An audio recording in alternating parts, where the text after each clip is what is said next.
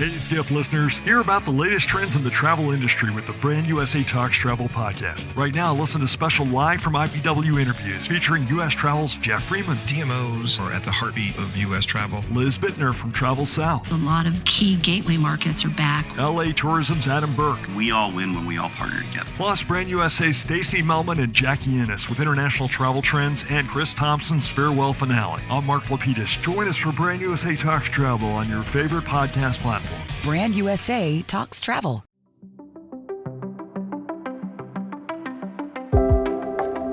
You're listening to the Skift Podcast.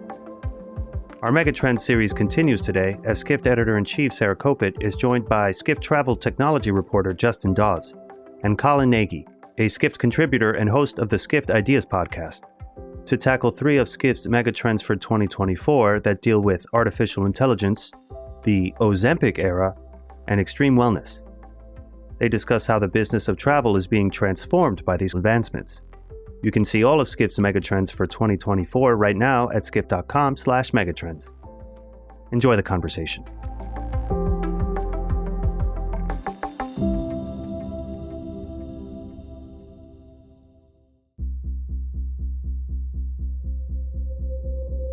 Each fall, as the new year approaches, the Skift editorial team gets together and talks about the big themes of the year to come. This is tens of thousands of hours of talking to you, people in the travel industry through the year, coming up with the stories, research reports, our events, etc. And then us connecting the dots across all of those headlines.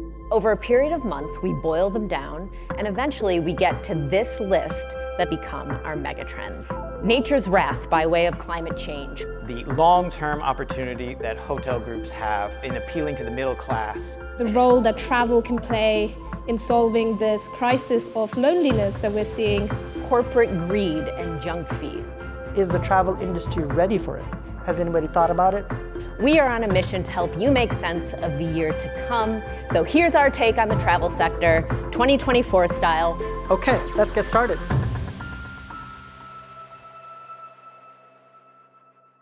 Hello, everybody, and welcome to this week's Skift podcast about megatrends. This week, we are going to talk all about the future. We're going to get into the technological, pharmaceutical, and behavioral advances that are coming down the pike in 2024. So with me here today, we have Colin and Justin, and the three of us wrote kind of our most high-tech forward facing megatrends. Colin's was about extreme wellness, Justin's is about AI, and mine was about all things medication, Ozempic, and the very powerful weight loss drugs that are sweeping, I don't know, I suppose American life, but really it's a worldwide thing that is just going to get bigger. So with that, Justin, I do kind of want to start with you.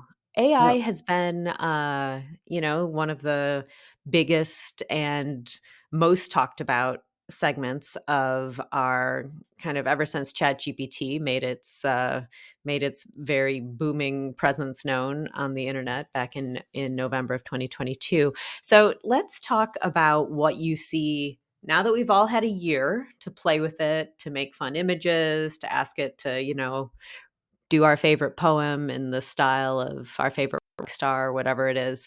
What do you think AI is going to do for travel in 2024?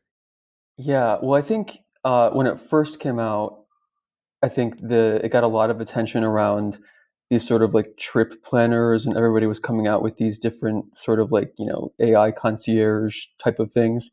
And I think now that we're over a year later, I think still those are a bit far away to get to the place where they're actually like usable. And I was going to say, have you ever used one? I do. I have a couple of times, and I've tested them out. Like I've tested multiple of them out, and I mean, like I said, none of them have been so impressive to where I'm thinking, oh, I'm going to use this from now on instead of Google. Usually, I ended up going back to Google because of some issue or whatever. That will become a thing, just not yet. But I think while those tools were coming out in the background, people were creating tools to help with like back office tasks and to streamline like customer service, in software development and that kind of thing.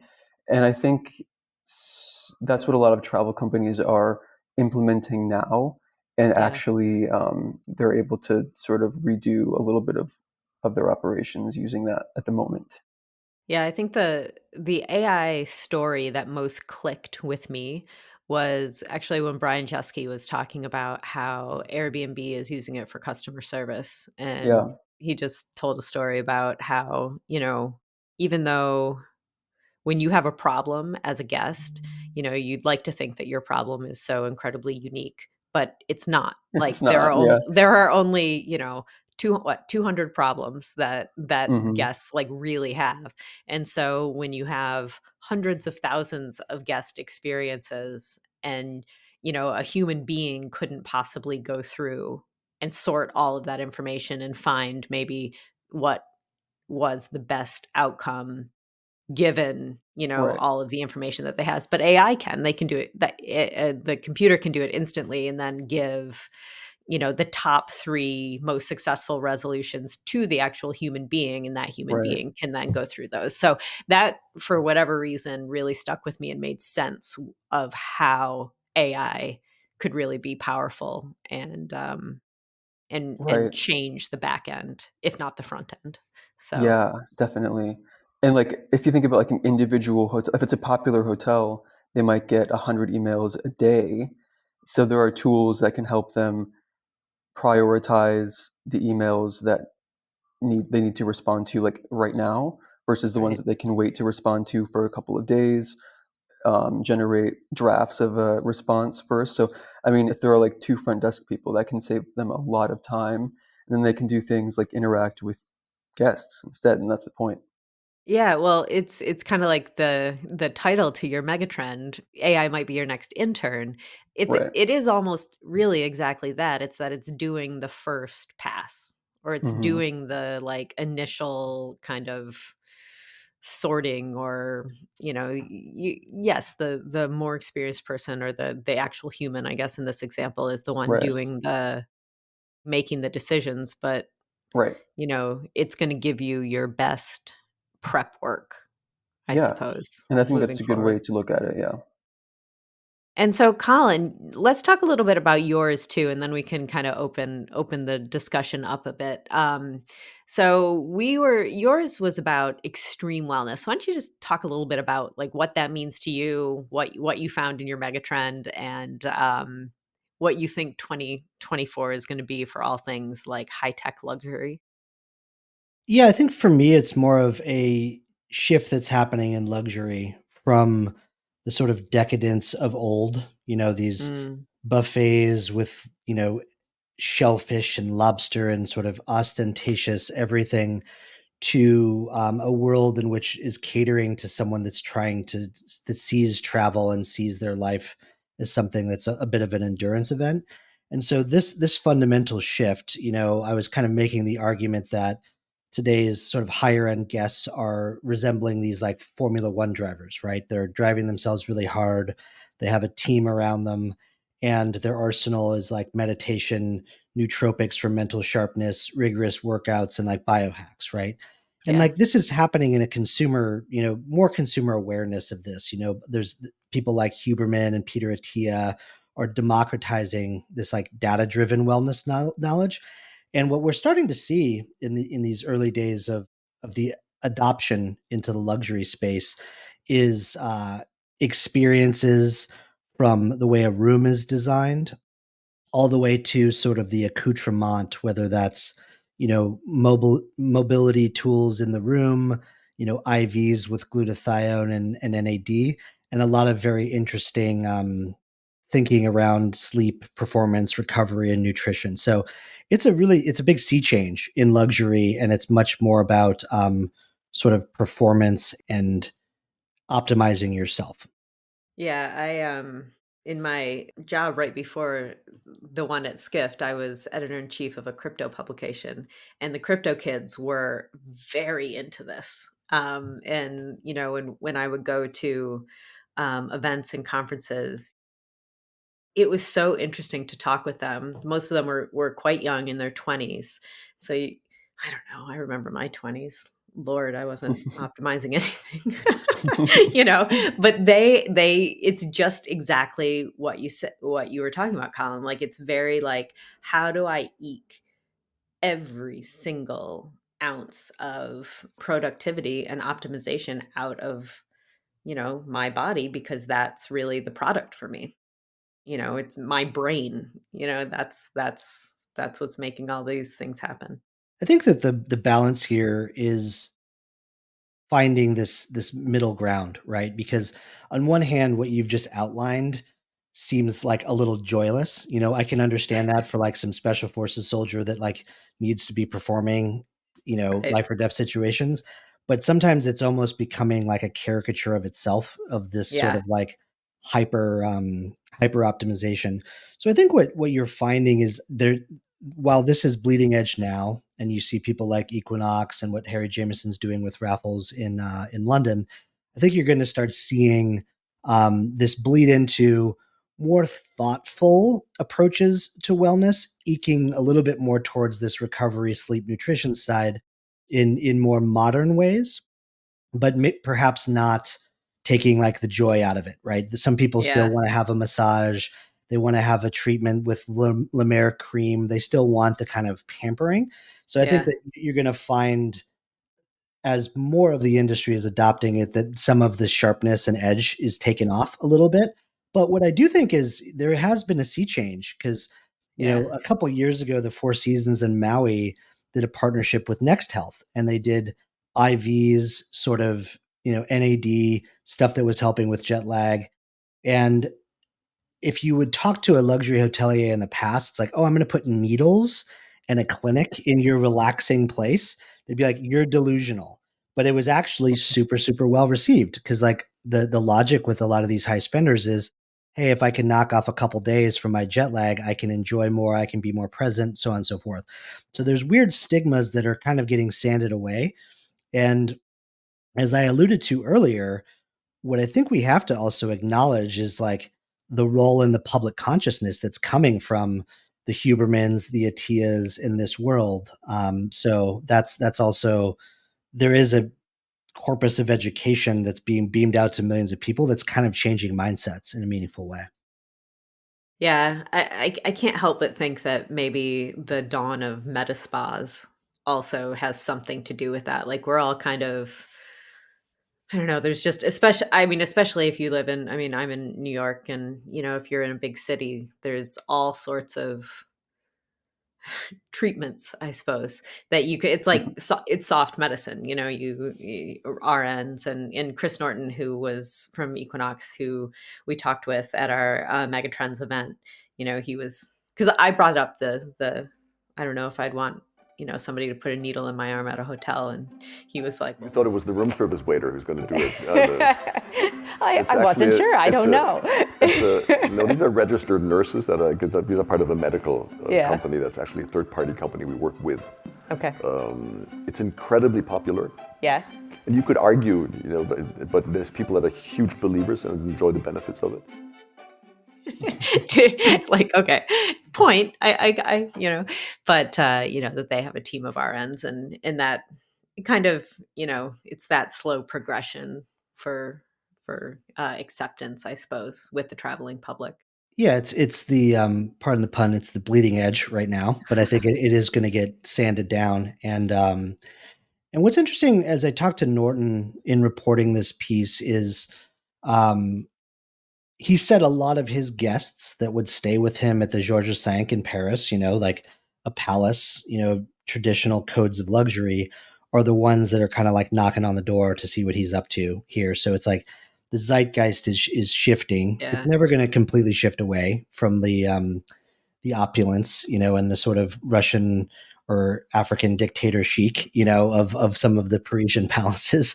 But it is telling. The other thing I wanted to quickly touch on is the notion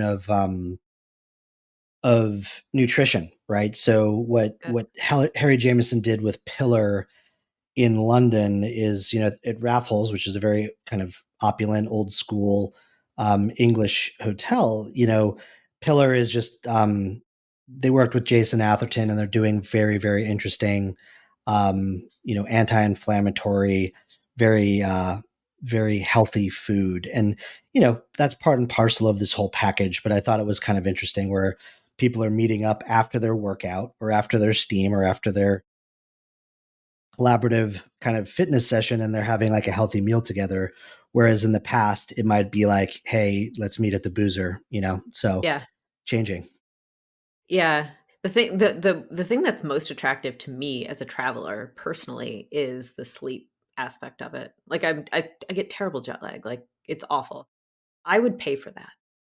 Like I'm not your typical luxury client, but like if you could give me something, to your point, that would like help with that jet lag and the sleep, like sleep optimized rooms, or whatever technology you want to throw at me, if I can sleep, like have at it. I I'm think here for it. it's a great point, and some airlines are doing this, right? Like the meals are. Qantas did a bunch of research on this. Meals are being more healthy and lighter, easier to digest, and also like meals that actually make it easier to fall asleep. And then what Chris has done with the rooms in New York, where it's like the perfect temperature, the blackout curtains, and some of these other things are really helpful. Hey, Skift listeners, hear about the latest trends in the travel industry with the Brand USA Talks Travel podcast. Right now, listen to special live from IPW interviews featuring U.S. Travel's Jeff Freeman. DMOs are at the heartbeat of U.S. travel. Liz Bittner from Travel South. A lot of key gateway markets are back. LA Tourism's Adam Burke. We all win when we all partner together. Plus, Brand USA's Stacey Melman and Jackie Ennis with international travel trends and Chris Thompson's farewell finale. I'm Mark Lapidus. Join us for Brand USA Talks Travel on your favorite podcast platform. Brand USA Talks Travel. I'm curious, Colin, when you were talking with Chris or anybody else when you were reporting out your piece, did Ozempic and the weight loss drugs come up at all? Was that something that you came across? We didn't talk about it, but I just think that the implications for these semaglutides, as you've deeply reported, it just changes the game, for the way a lot of hotels would make their money, which is in these decadent meals, vice, like booze, the martini bars and stuff. So I think that there's some significant implications there.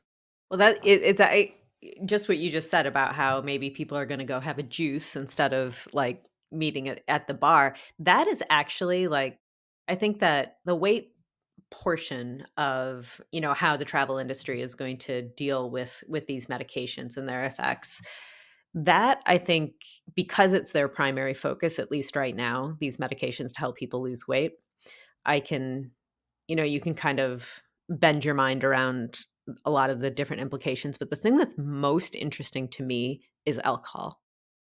That's the thing that I'm really interested to see if kind of it pans out. So for those of you who have not heard, listeners out there, they are studying these weight loss drugs. There's a bunch of different types right now. But anecdotally, just like, Viagra and the little blue pill, they found that one of the side effects of, or an unintended consequence, I suppose, of these diabetes medications, A, was weight loss, but B, it was that it made people not want to drink. And like really, truly. And so they're now studying it for pure play alcoholism to help treat alcoholism.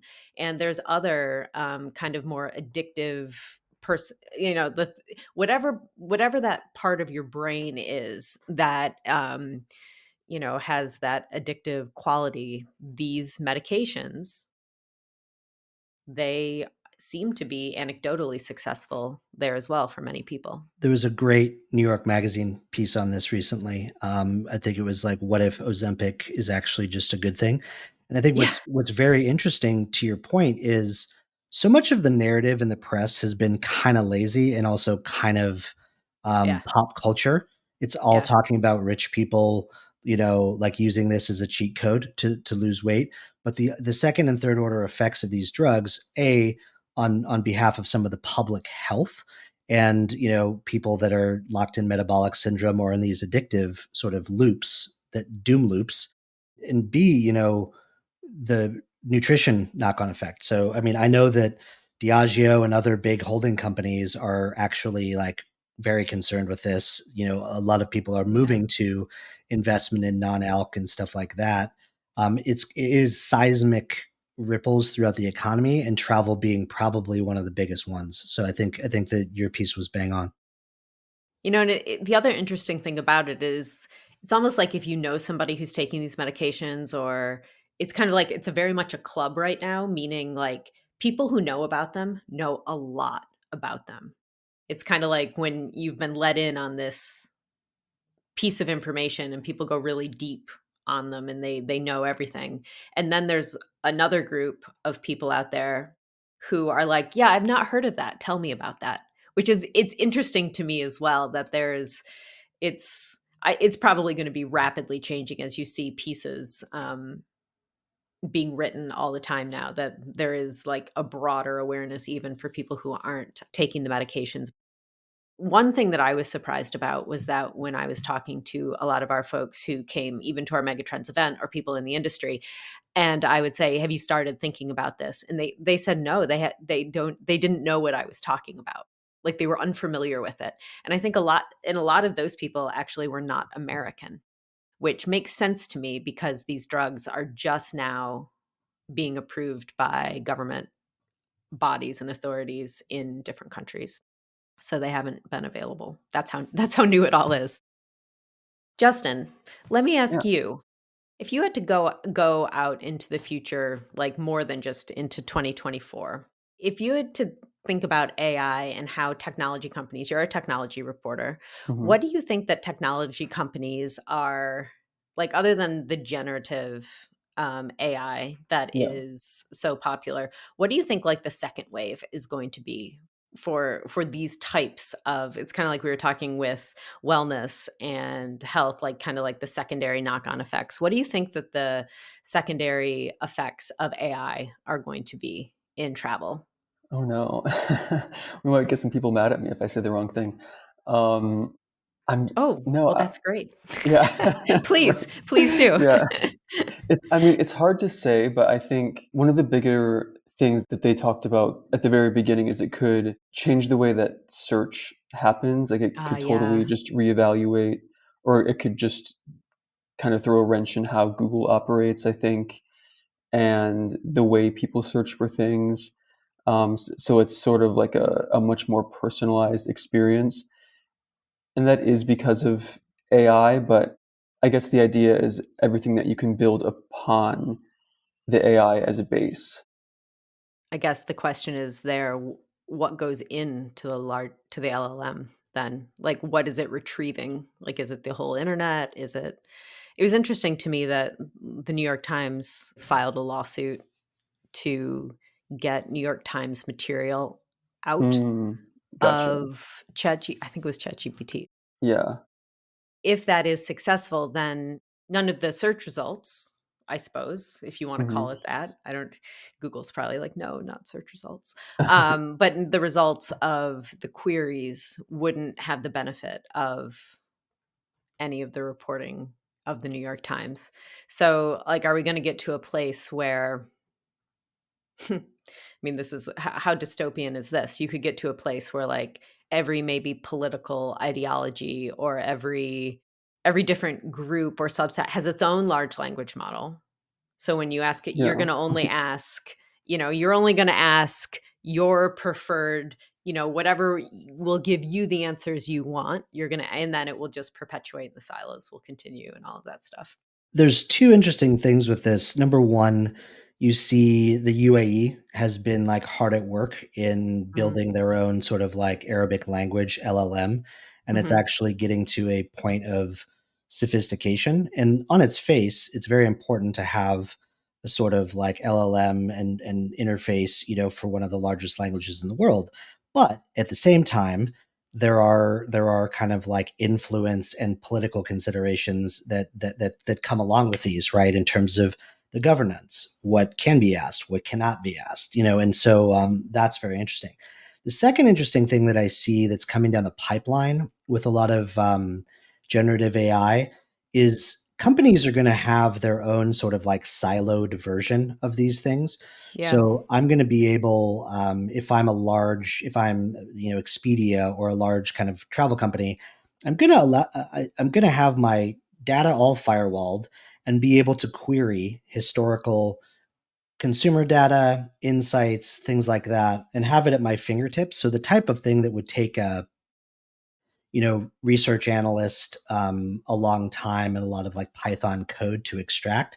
I think that that's going to be a lot more at the fingertips. So the ability for some of these big companies to activate their own historical data and draw kind of correlations that they haven't in the past, I think is going to be one of the biggest B2B implications, particularly for travel. And I think that's coming down the pipeline pretty quickly. Yeah, there are companies that are kind of trying to do that now with like customer service kind of chatbots that access information about like a hotel's individual property, for example. But yeah, one of the biggest barriers, I guess, between getting to a place where all of this is you just kind of at our fingertips it's the data piece. So AI is lots and lots of data. That's basically like what it is in a nutshell. And a lot of the hospitality companies are at a point where their systems are based on like old technology where the data is not easily accessible. And if the data is not easily accessible, then you can't have personalization. You can't have all these things that everybody wants. So that's the biggest focus and the biggest like barrier that people are trying to get over at this moment. Getting onto the cloud, getting data in like a accessible format and a usable way. Right.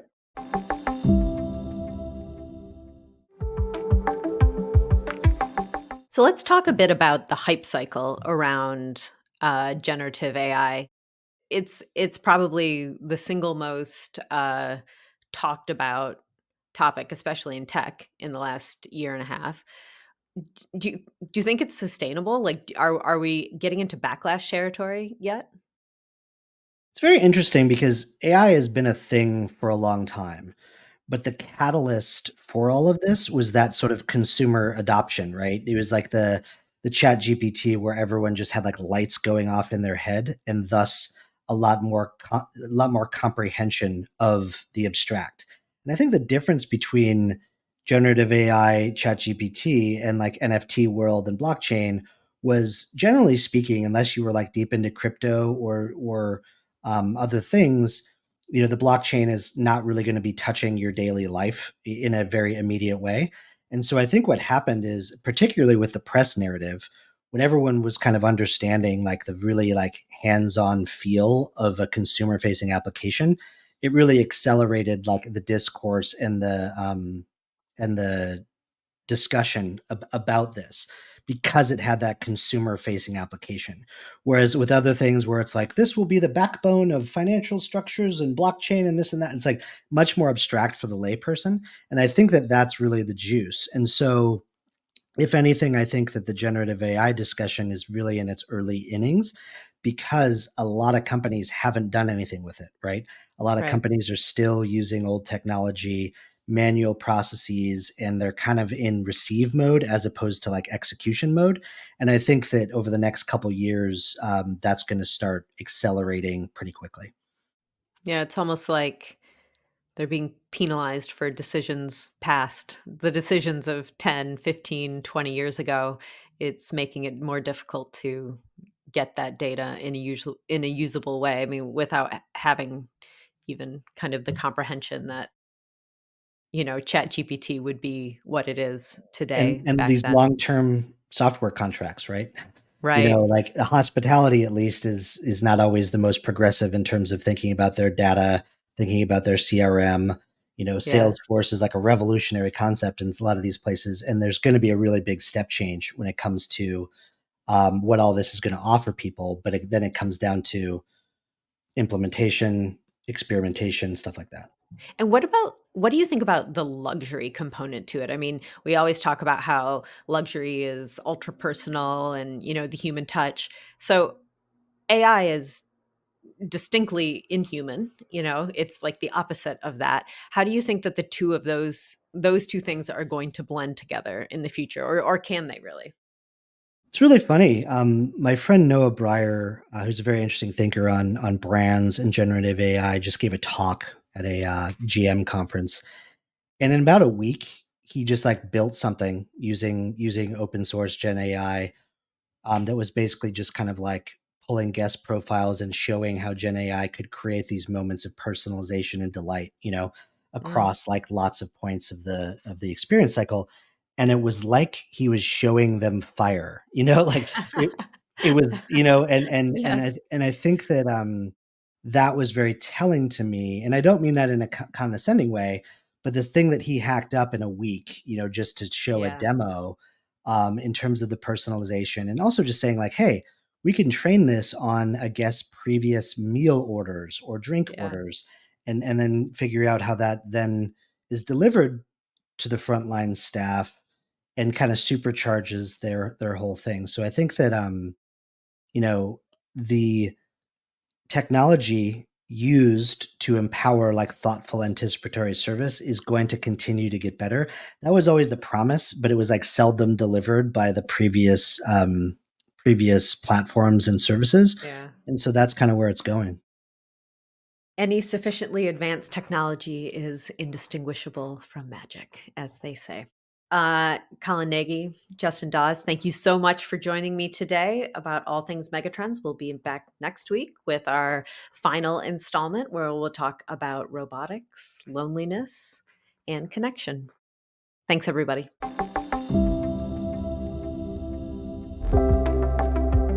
This has been the Skift Podcast. Thank you for listening.